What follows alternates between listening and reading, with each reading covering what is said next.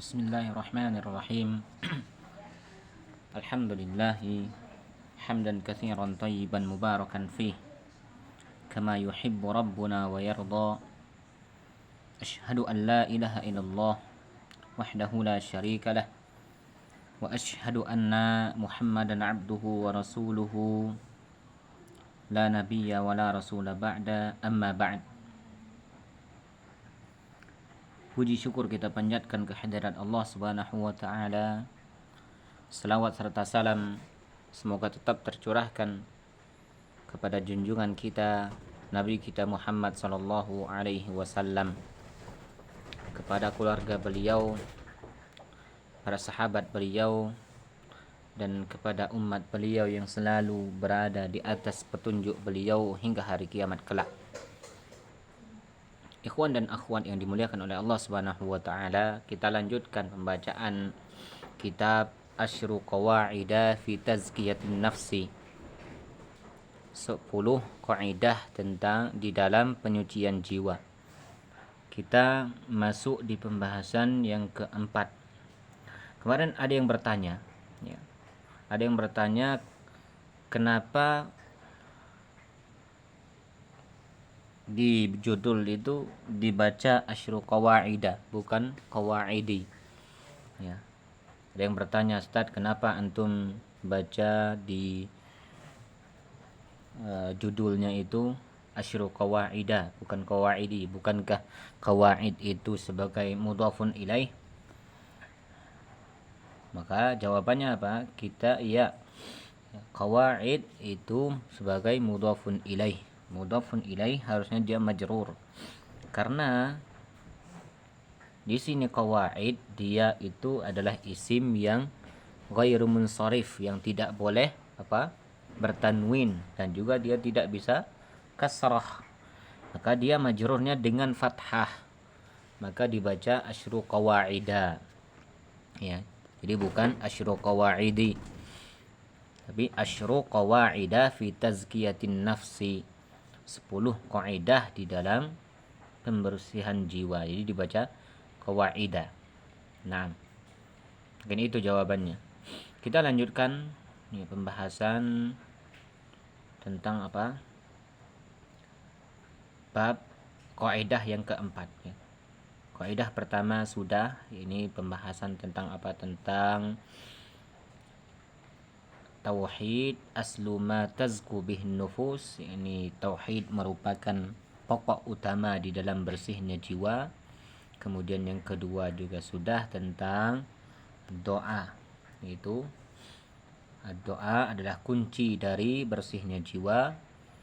Kemudian yang ketiga Al-Quranul Karim itu sumber mata air dari bersihnya jiwa.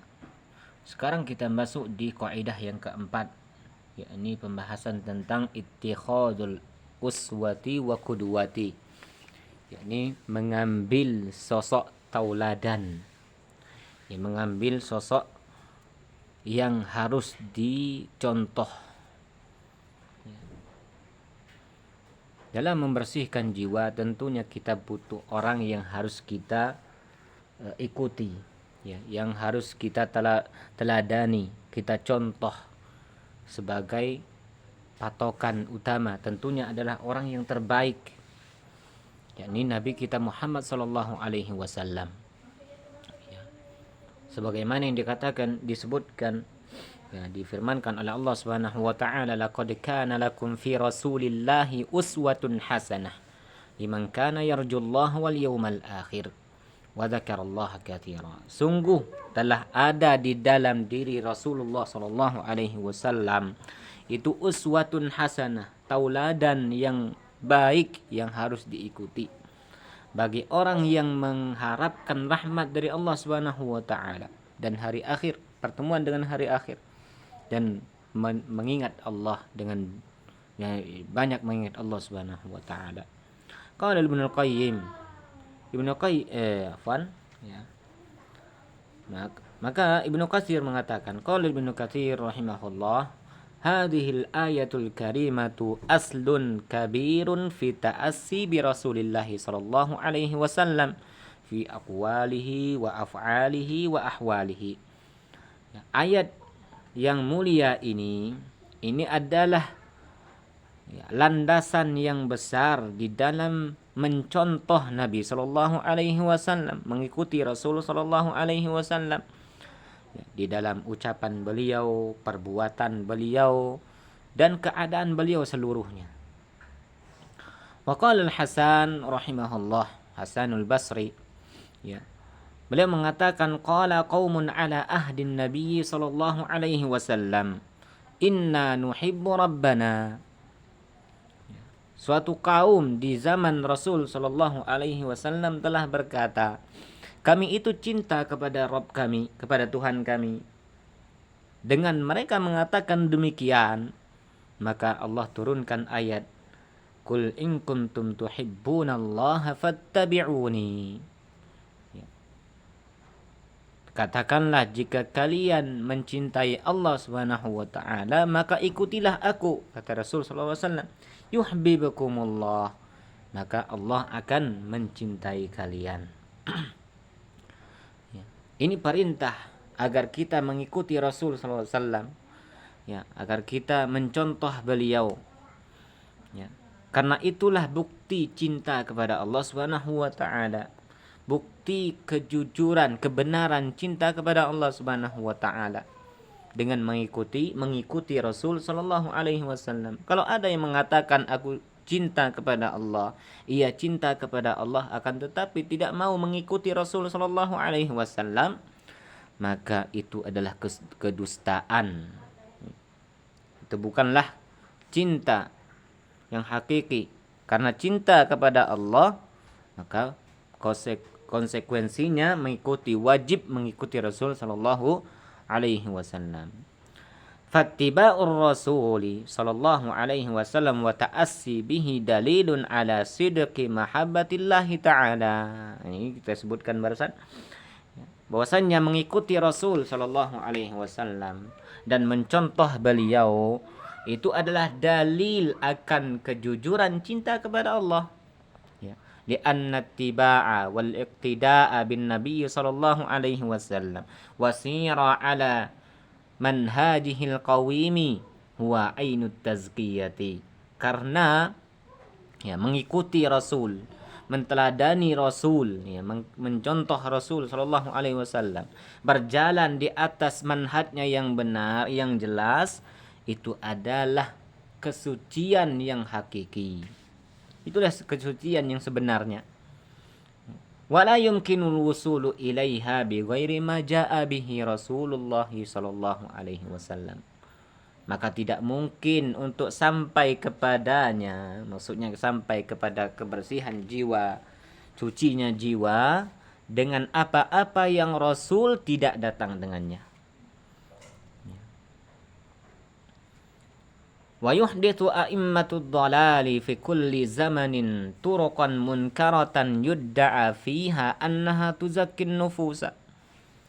Maka para pemimpin kesesatan, ini orang pemimpin a'immatud dhalal, yaitu pemimpinnya orang yang sesat, ya, imamnya orang-orang yang sesat, itu membuat hal yang baru, yuhdits fi kulli zamanin, di setiap zaman, turuqan munkaratan, ya, cara-cara yang munkar, yang mereka mengklaim bahwasannya di dalam cara tersebut itu dapat menyucikan jiwa, wa tuhazzibul qulub, dan membersihkan hati, wa tuqawwis salata billah, dan itu dapat menguatkan ikatan dengan Allah Subhanahu wa taala, hubungan dengan Allah, ila ghairi dzalik mimma yuqal, dan lain sebagainya dari apa-apa yang telah mereka klaimkan.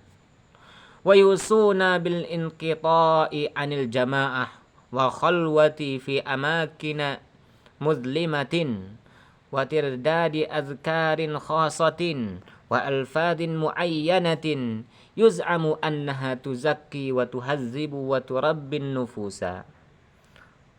Dan mereka juga mewasiatkan, ya, untuk berpisah dari para jamaah, menghindar dari orang-orang dan menyendiri di tempat-tempat yang gelap dan mengulang-ulang zikir-zikir tertentu dan lafal-lafal tertentu yang ia yakini bahwasannya itu dapat menyucikan jiwa, membersihkan jiwa, mendidik jiwanya. Ini yang dilakukan oleh orang-orang zaman sekarang, dari para pemimpin-pemimpin yang tidak jelas, dari pemimpin-pemimpin yang sesat. Ya. Banyak sekali yang terjadi zaman sekarang. Mereka mengklaim, mengatakan bahwasanya melakukan ini itu dapat membersihkan jiwa. Ya, harus bertapa di tempat yang gelap, ya, datang ke gunung itu, ke bawah pohon itu, ke kuburan fulan, ya Habib fulan, Allahul musta'an. Dia mengklaim perbuatannya itu dapat membersihkan jiwa, mengulang zikir-zikir yang tidak ada dasarnya dari Rasul sallallahu alaihi wasallam. Ya. Dan menyendiri di tempat-tempat yang kita sebutkan tadi. Ini dia mengira ini dapat membersihkan jiwa, padahal itu tidak sama sekali. Ya. Maka yaqulul allamatu Ibnu Qayyim, Al-Imam Ibnu Qayyim rahimahullah mengatakan, tazkiyatun nufusi as'abu min ilajil abdani wa ashad. Menyucikan jiwa itu lebih sulit dari mengobati tubuh dan lebih berat. Faman zakka nafsahu birriyadati wal mujahadati wal khalwati allati lam yaji' biha ar-rusul huwa kal maridil ladzi yu'aliju nafsahu bi ra'yihi. Maka barang siapa yang menyucikan jiwanya dengan berlatih, dengan berusaha dan menyendiri yang itu tidak ada contohnya atau tidak, yang para rasul tidak datang dengannya, maka dia bagaikan orang yang sakit yang mengobati dirinya dengan prasangkanya, dengan ra'yinya, dengan pikirannya. Ya.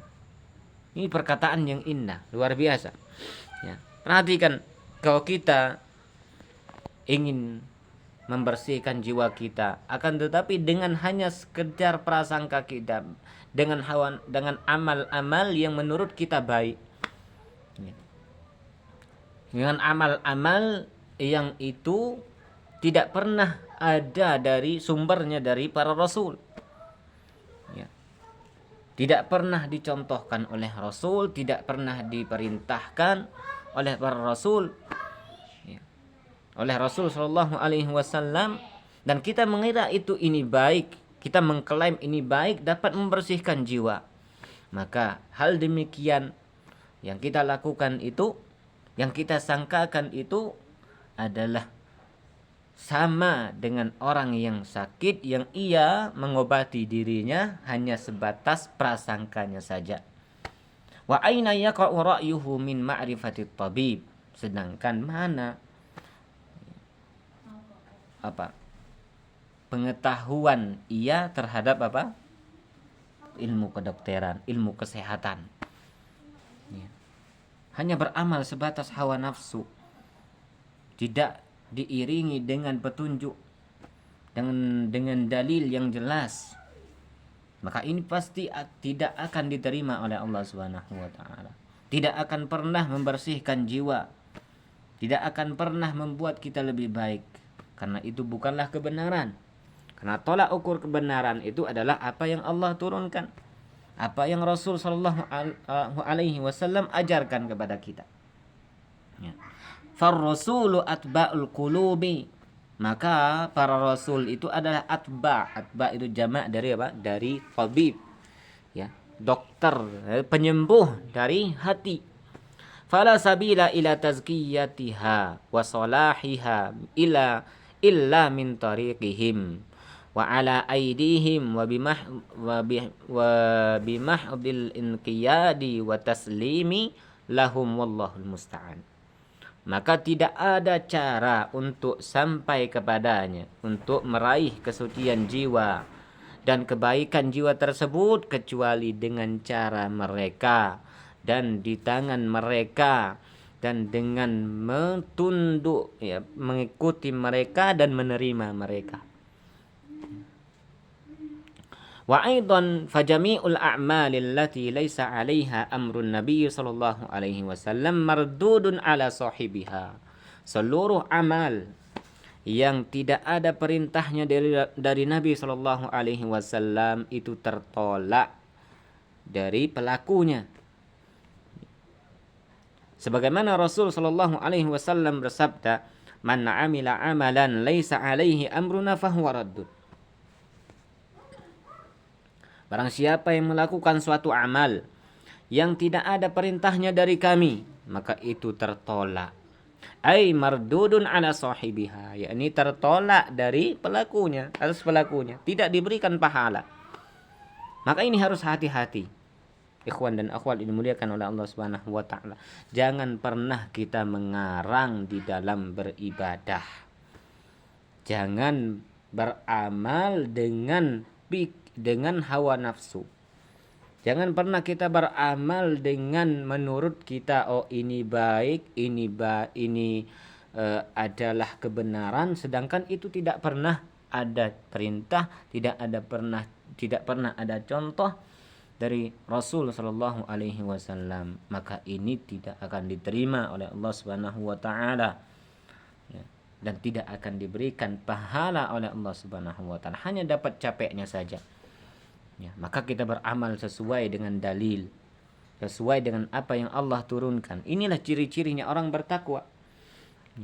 Ya, ini mereka beramal dengan apa yang Allah turunkan, sebagaimana yang dikatakan oleh siapa? Ali radhiyallahu anhu. Ketika ia ditanya tentang apa itu takwa, maka beliau mengatakan, at-taqwa al-khawfu bil jalil wal 'amalu bitanzil wal qana'atu bil qalil wal isti'dadi li yaumir rahil. At-taqwa itu adalah engkau takut kepada Allah, ya, kemudian engkau beramal dengan apa yang Allah turunkan. Ya, engkau qanaah, merasa cukup dengan hal yang sedikit, ya, dan mempersiapkan diri untuk bertemu dengan Allah Subhanahu wa taala. Ini di antaranya tadi apa? Beramal dengan apa yang Allah turunkan. Inilah ciri-cirinya orang yang bertakwa kepada Allah. Beramal dengan apa yang Allah turunkan. Maka jangan sekali-kali kita beramal dengan hawa nafsu kita, karena itu bukanlah kebenaran.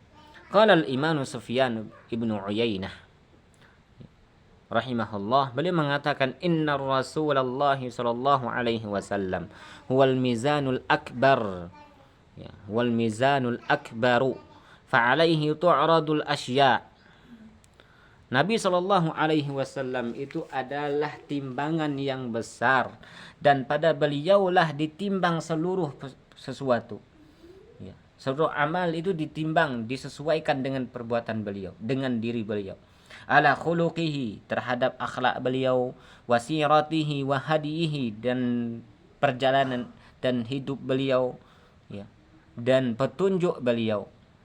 Fama wafaqaha fahuwal haq, apa yang menyesuaikan dengan itu, dengan apa yang ada pada Rasulullah sallallahu alaihi wasallam, maka itu adalah kebenaran.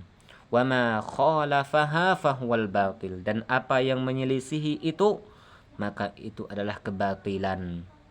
Walihada wajaba ala man arada tazkiyata nafsihi an yujahida nafsahu alal ittiba'.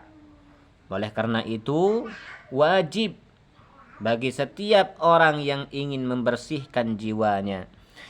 Untuk apa? Untuk mengusahakan dirinya untuk mengikuti Rasul sallallahu alaihi wasallam. Wal iqtida'i, dan menteladani beliau, mencontoh beliau. Wa ta'assi bir rasuli, dan mencontoh beliau, mengikuti beliau sallallahu alaihi wasallam. wal hadri minal muhdatsati wal mukhtara'ati wal watara'iqa al mubtadi'at allati yadda'i arbabuha annaha tuzakkin nufusa. Dan ya, wajib baginya berhati-hati dari segala bentuk hal yang baru, muhdatsat. Ini suatu yang baru, bid'ah. Wal mukhtara'at sama, ya, yang baru bermacam-macam, dan cara-cara yang mubtadi'at, yang bid'ah, yang mana pemimpin-pemimpinnya, cara-caranya orang-orang ahli bid'ah, taraikul mubtadi'at, cara-cara jalan-jalannya orang-orang yang ahlul bid'ah, yang mereka pemimpin-pemimpinnya itu mengklaim bahwasannya itu dapat membersihkan jiwa. Wallahu ta'ala alam. Mungkin ini yang dapat kita bacakan di kaidah yang keempat. Ya, insyaallah di pertemuan selanjutnya akan masuk di kaidah yang kelima. Semoga Allah memberikan kita kemudahan, keistiqomahan untuk senantiasa menjadikan Nabi kita Muhammad sallallahu alaihi wasallam sebagai tauladan yang patut kita contoh, dan memudahkan kita untuk senantiasa berjalan di atas petunjuk beliau, ya, mengamalkan apa yang semua beliau ajarkan, dan hingga kita diwafatkan oleh Allah Subhanahu wa taala. Amin ya rabbal alamin. Mungkin ini yang dapat kita bacakan pada malam hari ini. Lebih dan kurang mohon dimaafkan. Kita tutup dengan kafaratul majlis. Subhanakallahumma wa bihamdika asyhadu an la ilaha illa anta astaghfiruka wa atubu ilaik. Wa sallallahu ala nabiyyina Muhammad wa ala alihi wa sahbihi wa sallam. Assalamualaikum warahmatullahi wabarakatuh.